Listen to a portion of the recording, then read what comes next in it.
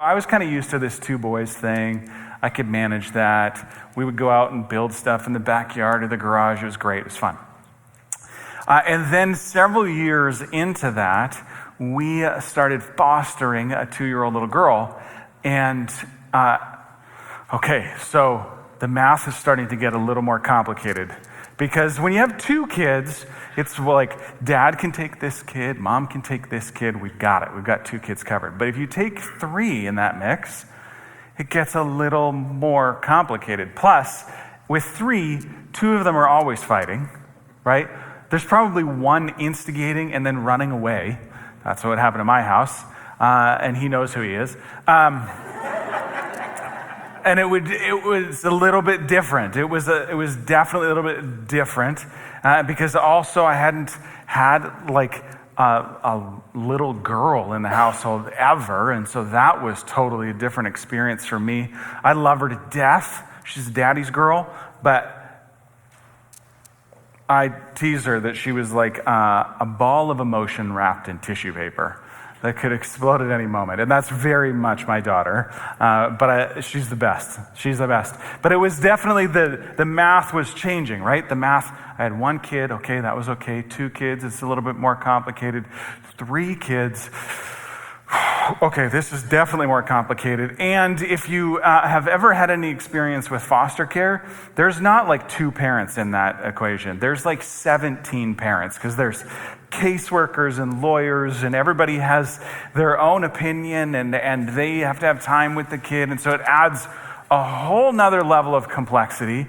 And we could not wait when we got to the end of that journey and adopted that little girl.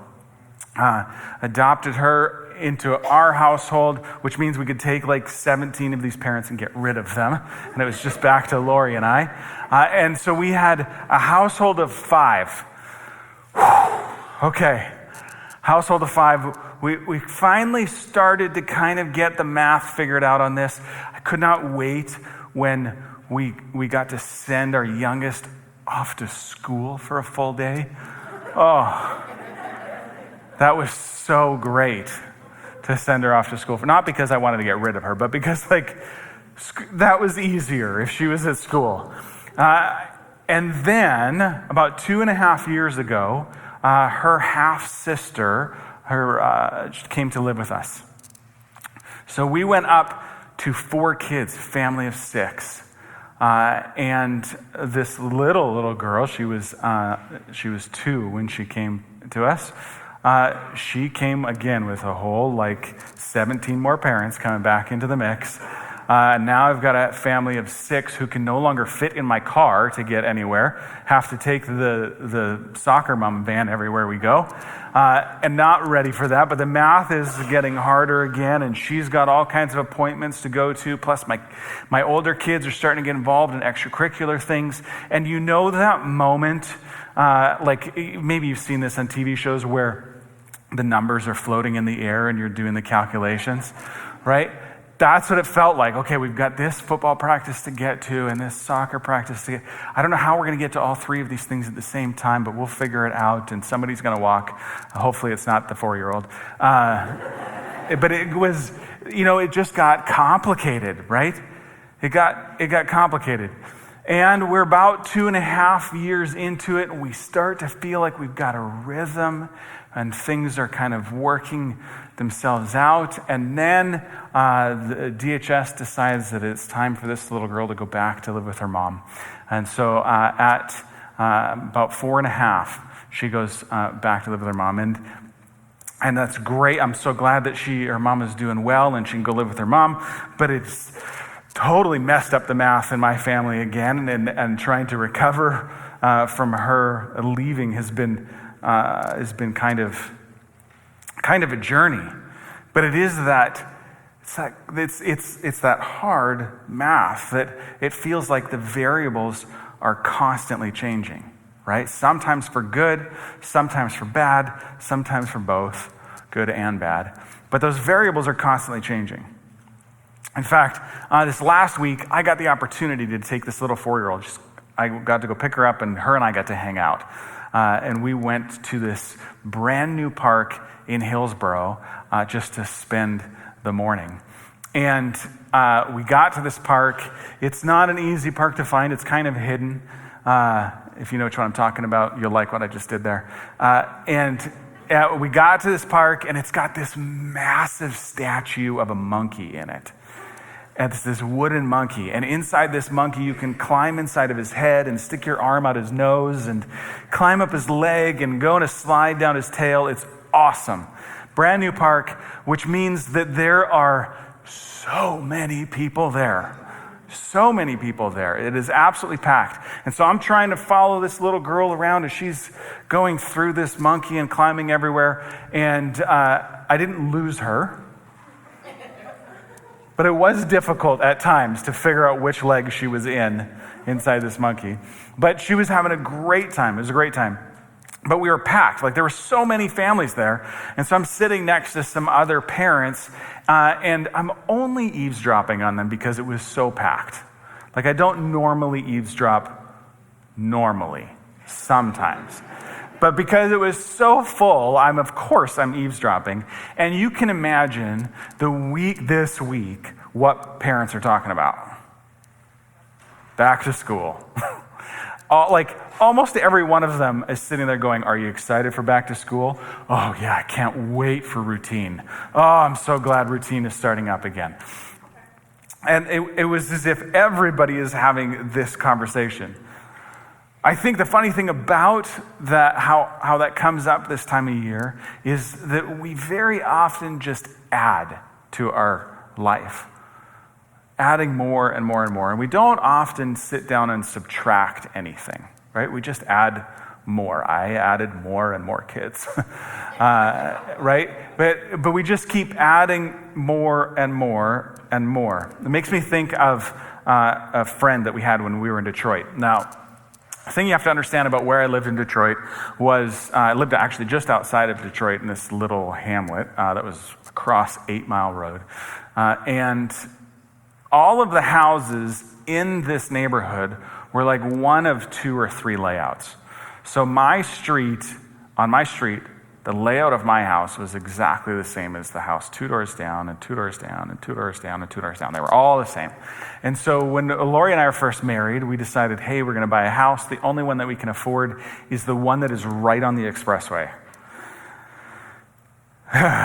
So it meant that as a young couple, we were like, well, we can deal with the noise. And boy, was it loud. Like, if you open the window, it was loud because there's just cars, a constant stream of cars going by. But we figured, hey, we can handle it. We didn't really think that when we went to sell the house during a recession, that there were going to be 12 houses of my house, 12 copies of my house for sale down the street, right? So nobody's buying my house that's on the expressway when they can have my same house 12 houses down and have not nearly the kind of noise that I had. But we had a friend that was in our neighborhood that knew that this is a problem, right? Because every house on his street was all the same layout.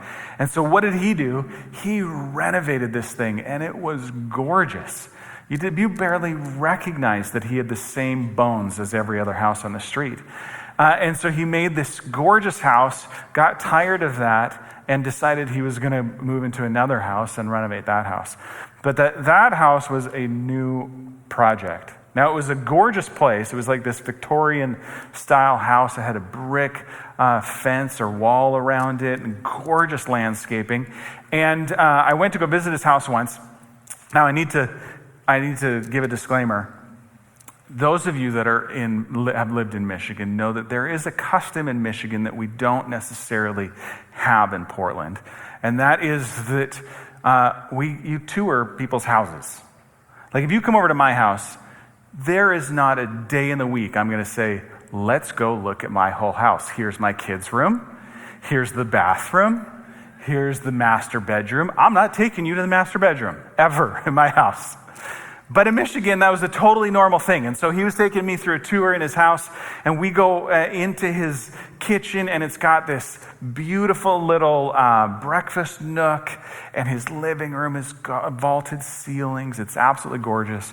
We go upstairs. We get to the bedrooms, and he shows me a couple of the first kid's bedroom, the second kid's bedroom. Somehow they're clean. He must have been lying. But we walk up to the next bedroom. The next bedroom is a little room. It's like a tiny room, just enough room for a little twin bed in it. And I'm thinking, this is a weird room. Like, this resembles more of a hallway than it resembles a room. And wouldn't you know, it was a hallway and also a kid's room, because if the kid was sleeping, you would tiptoe past the kid to open the door to the master bedroom, which was above the garage, right? That was not planned on purpose. That was we need a master bedroom, and there's a space above the garage, and the only way to get there is through this kid's bedroom. Bad design. But I feel like that resembles my life so often that I wake up one day and I go, where did all these rooms come from? And why am I walking through my kid's room to get to my room? My life just feels like there's a lot to it, right? That I've just added and never really sat down and thought through, does this make sense? And sometimes it doesn't. Sometimes I get to that spot 6 months in and feel like it doesn't. And maybe you feel that way. Maybe you get to a spot, you feel like as we're going into the fall, your life is full to the brim, and you're just not sure if you should keep adding or if you need to subtract, or you're just hoping that the fall will solve that problem for you. Or you're sitting here thinking, I'm not really satisfied with how it's going. I don't feel overwhelmed, I just feel underwhelmed. Like I don't really like where it's going, and I don't really have a rhythm.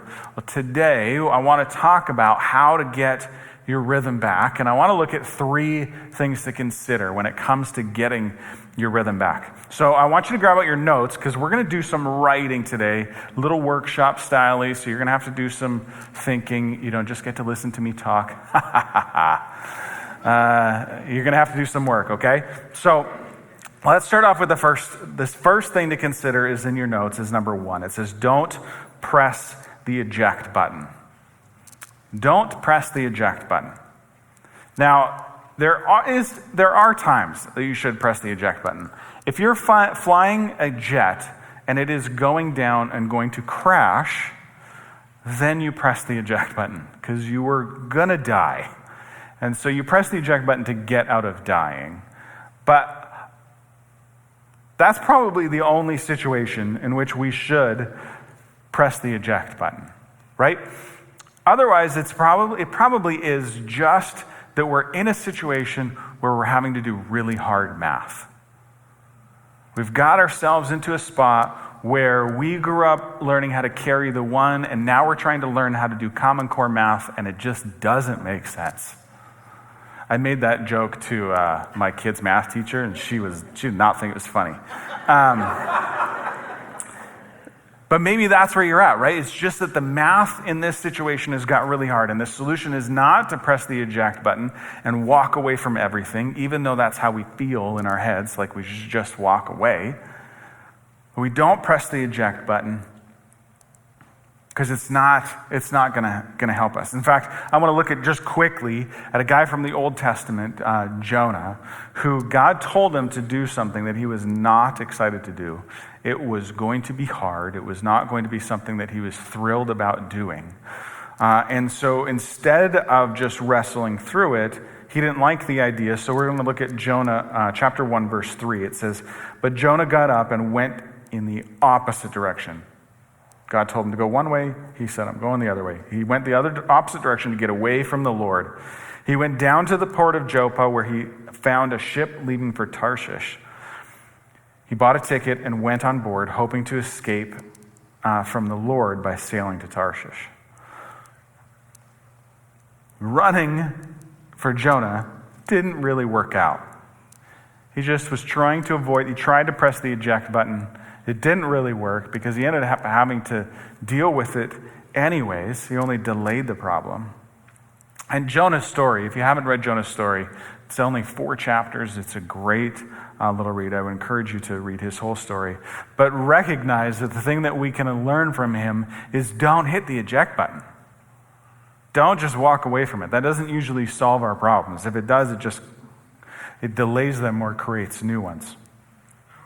So don't press the eject buttons. In turn, instead, number 2, get away to pray. Get away to. You're going to have to pray anyways. Like if you think about the jet pilot who has pressed the eject button, I'll bet you he's still praying, right? So don't even press the eject button. Instead, get away to pray. In Mark 1:35, this is Jesus. Before daybreak the next morning, Jesus got up and went to an isolated place to pray. Even Jesus went and got away to pray. When everything gets crazy, when there's so much going on, there is a need to go back to the anchor that doesn't change and to connect with Jesus. I made a mistake several years ago around this. I don't know if you know this, but when Jessica Bishop first started on staff at Westside, she was not doing groups. She started off as my assistant. And she got to notice that every once in a while, it's not as if I would panic, but it's as if I would just feel very overwhelmed.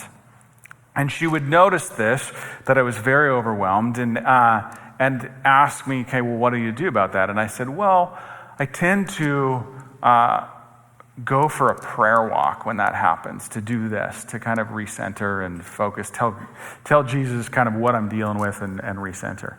The mistake was telling her that I did that, because to this day, if I am talking to her and she can tell that I'm frustrated about something, she'll look at me and she'll say, do you need to go on a prayer walk? And I'm like, shut your mouth. Leave me alone. I don't want to think about that right now. I'm frustrated. I want to deal with it. But she's right, and I have to go do that. So I will loan her to you to tell you that you need to go on a prayer walk, because I don't want her to tell me anymore. But there is something so valuable about, and I still forget this from time to time, but there's something so valuable to taking that to Jesus in prayer. And honestly, some of the times that I felt closest to Jesus is when I stopped, was overwhelmed, and told him, no filter, exactly what I was dealing with and how I was feeling. Because I could be completely and utterly honest with him. And there was something so valuable about unloading on my Father in heaven with what I was dealing with. I equate it to being a dad, because that's what I'd want my kid to do. My kid was carrying too much weight and they didn't know what to do next. I can be their rock, right? They can unload it on me. It's okay. That's what I'm here for. That's the same thing that I think Jesus wants from me. And I got to remember to don't hit the eject button. Instead, pray. And it helps me to focus on what's most important. It's hard to pray for weird things, right? It is easier to get kind of in line with your Heavenly Father through prayer. So don't press the eject button. Instead, get away to pray. And then third, start with the end in mind. Start with the end in mind. When you think about that house of my friend who had the weird bedroom that didn't make sense, and it was very common there for them to take a one-story house and turn it into a two-story house, which meant you had a weird staircase in the middle of the house that didn't make sense. That it's easy to wake up and run into that. And instead we should go, you know what? Let's build this house on purpose. If we need a master bedroom, let's put it attached to a hallway, not attached to another bedroom. If we need 3 bedrooms, let's do that. Like, do it on purpose. There's a verse I think that we should use as kind of a guide in this, and it comes out of Mark chapter 8, verses 36 and 37. It says, "And what do you benefit if you gain the whole world but lose your soul? Is there anything worth more than your soul?"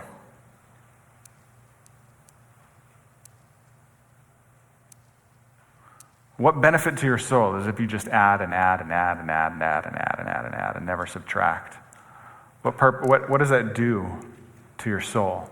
And I find personally that I have to do this at least once a quarter, for sure once every 6 months, that I have to stop and kind of reevaluate. So I want to do an exercise with you to help give you a frame on how to think through this. And so if you've got your notes, I want you to grab your notes out. We're going to do a little end of life evaluation. And I want you to imagine kind of hitting the end of your life. And I want to think about, what do you want to be true about your soul?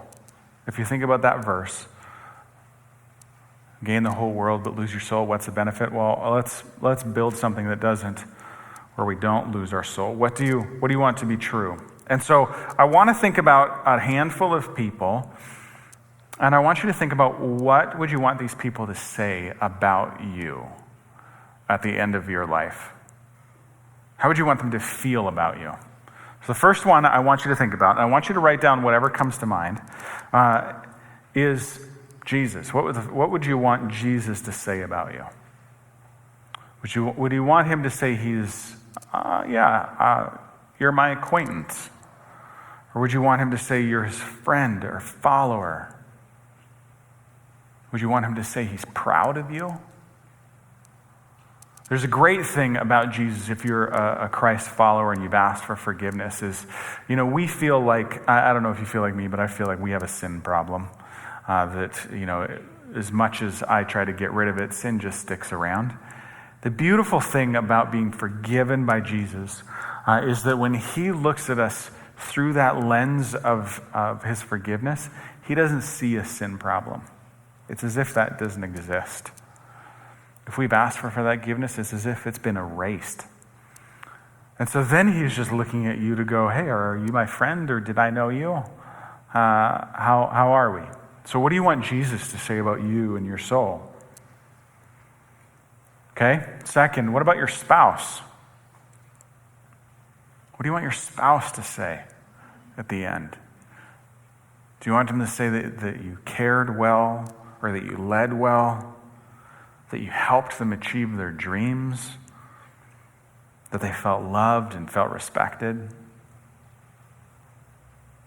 What do you want them to say? What about your kids? What do you want your kids to say? That you spurred them on, that you cared about them, that you prepared them for the rest of their life? This is my conviction right now, is that I feel like with my kids, I've got to prepare them to be on their own. And I've got hard work to do that. Their adult life is going to be harder than mine, and so I've got to prepare them for that. What about your family? Maybe with your family, you want them to know the real you. You don't want them to know a masked you, but maybe you want them to know the real you. What about your friends? What do you want them to say? That you were a great friend, that you were selfless, supportive, honest. What do you want them to say? Then even your coworkers. What do you want your coworkers to say? You want them to say that you were a hard worker, or that they had to pick up your slack? What do you want them to say about you? Even yourself. What do you want to say about yourself at the end? How do you want to feel about yourself? Do you want to feel like you got everything but you lost your soul? If we take this kind of exercise and we go, what do we want it to look like at the end? This is such a great tool to work backwards from. To say, I don't want to lose my soul in the end, so I'm going to build backwards from this. And I'm going to reevaluate against this on a regular basis. Because the math is always changing, right? Our lives, there's always new addition and multiplication and subtraction. There's variables changing all the time. Well, there's one thing that doesn't change. Jesus doesn't change. He's the same yesterday, today, forever. But everything else is changing constantly. And I think if you come back to this once a quarter, or maybe once every 6 months, and you go, am I making progress towards this? I'm telling you, this is so valuable for me to every once in a while review, what do I want my kids to feel or say about me? And it changes whether or not I'm going to do that extra project or take on that extra thing, if it's going to get in the way of me having that relationship with them. It's such a great question to ask, is what's going to happen with my soul? I don't want to gain everything and lose my soul. So I'm going to ask myself that question every 6 months. How is it going? When you look at the bottom of your next or your notes there's some next steps that we can help with. I want you to consider some of them as things that may be helping you towards that end of life that you're looking for. If you haven't started a relationship with Jesus yet, I would say that's a decision that you need to make. How do you feel about that? How do you feel about Jesus? Do you believe he was who he said he was? Or was he just a nice guy that was a little crazy? Make a decision on that. And if you're making that decision today and you're beginning to follow him, we want to help with that. Let us know. If you haven't been baptized, you've made that decision in your head to follow Jesus, take the next step. Do what Jesus did and get baptized. Identify with his death and resurrection. Get baptized. We're doing one on October 15th. You can jump in on that. If you feel just stuck in how do I keep growing spiritually, let us help you. We'll get on the phone with you and take some steps with you. Or even if you haven't started giving part of your finances to say, no, this is God's too. Not just an hour on Sunday, but my finances are part of his too. We want to help with that. Or if you haven't, like Nancy said, join the dream team, I encourage you to jump in and join the dream team. But I want you to imagine what 6 months from now would look like if you got there and you went, hey, I'm actually 6 months closer to that end of life that I was thinking about. I have a better relationship with my kids than I did 6 months ago. How awesome would it be to feel like that every 6 months, that it was improving? The nation of Israel did a great thing in the Old Testament, that they told those stories of progress of what God did in their lives, and they told them over and over and over again, so that every generation knew that they were making progress. I think when the math starts to get out of hand, we probably need to do some subtracting and get back to what's most important and make sure that we look at it through that lens of what's most important in keeping our soul connected to Jesus. So we're going to sing a song here in a moment, but before we do that, I want to pray. Just thanking Jesus for being the thing that doesn't change, okay? Let's pray. Jesus, you are the rock. You never change. Oh man, am I thankful for that. Jesus, be our refuge. Be our strength. Help us to walk a path that you would have for us. And help us to encourage one another and sharpen one another. But Jesus, to you be all the glory. We love you. Amen.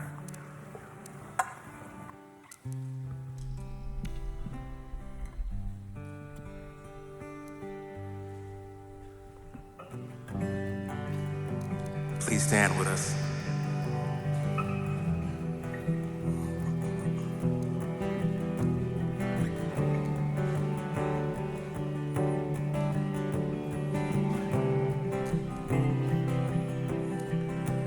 All my words fall short. I got nothing new. How could I express all my gratitude? I could sing these songs as I often do. Every song must end, and you never do. So I throw up my hands and praise you again and again, 'cause all that I have is a hallelujah, hallelujah. I know it's not much, nothing else fit for a king except for a heart singing hallelujah, hallelujah.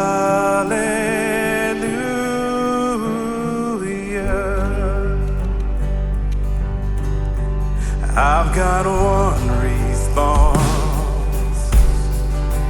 I've got just one move. With my arms stretched wide, I will worship you.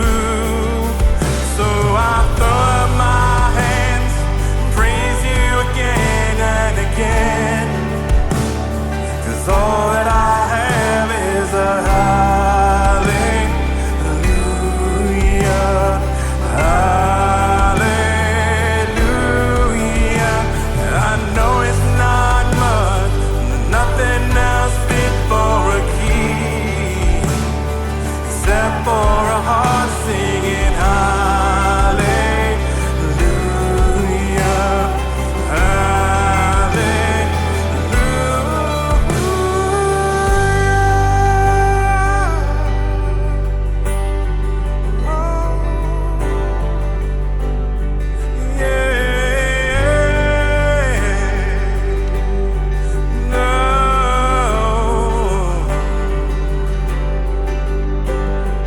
come on, my soul, oh, don't you get shy on me.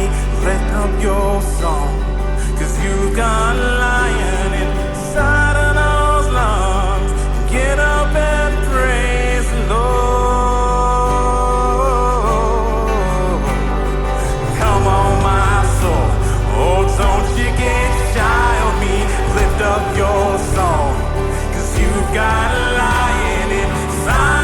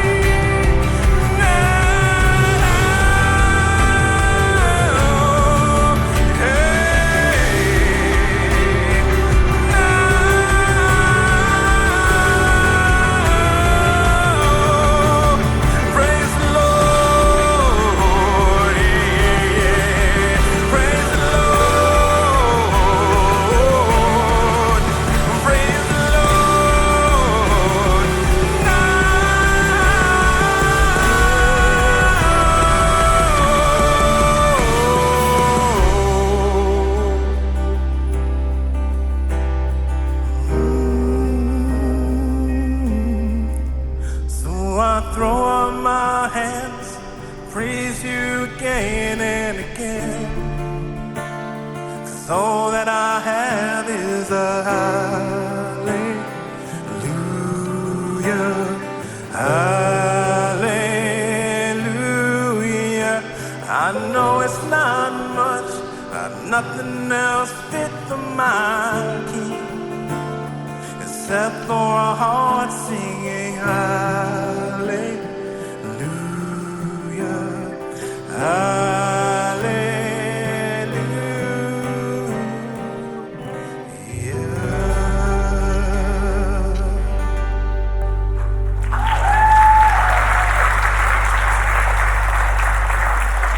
Go ahead and take a seat. I just got a couple of quick things I want to go over. We're going to have the offering team pass the buckets here in just a second. And if you came prepared to give, I'd encourage you to drop it in there. Make sure you drop in your connection card. So we'll have those. We'll have you pass those. One other thing while those buckets are being passed is we're going to have a prayer team available here after the service. So if you need prayer, you can feel free to come up. Let's go ahead and pass the buckets for me. You can come up here and have the prayer team pray with you after the service. And we've got a 8:30 service. If you haven't heard about it, you're living under a rock today. We've got a little video for you to watch just to remind you that it's coming. So check this out.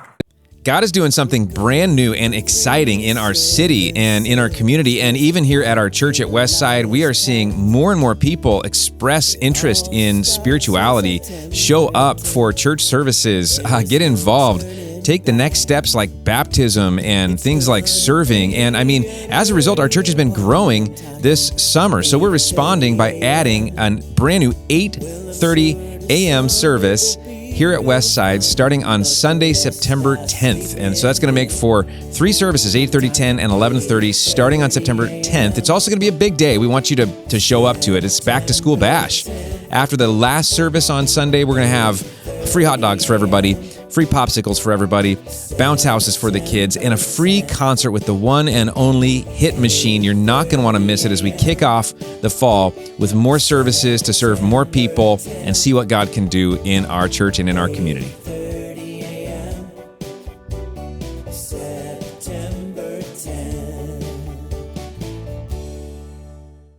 We're starting a brand new series called Raising Resilience, and I want to read you just a couple of sentences about this new series. It's one thing is true, but every generation, they criticize the ones that follow after them. I don't do that, but maybe you do. But what if we decided to do it differently? What if we decided to give them some shoulders to stand on? I think it's going to be a great series. Excited to kick off the fall with this. So we will see you all back here next week at 8:30. And have a great rest of your Sunday. We'll see you next week.